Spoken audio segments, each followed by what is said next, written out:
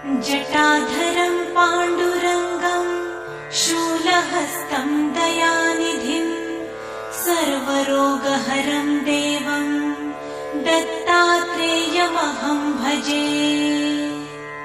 जगदुत्पत्तिकर्त्रे च स्थितिसंहारहेतवे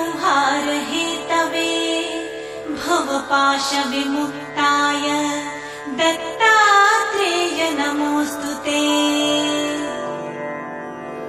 जराजन्मविनाशाय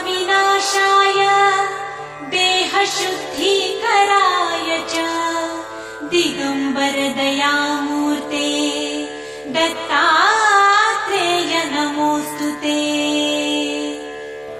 कर्पूरकान्तिदेहाय ब्रह्ममूर्तिधराय च वेदशास्त्रपरिज्ञाय दत्तात्रेय नमोऽस्तुते।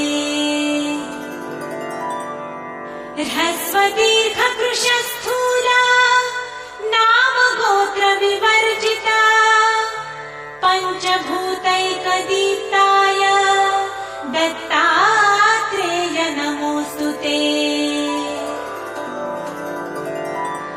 यज्ञभोक्त्रे च यज्ञेय यज्ञरूपधराय च यज्ञप्रियाय सिद्धाय दत्तात्रेय नमोऽस्तुते।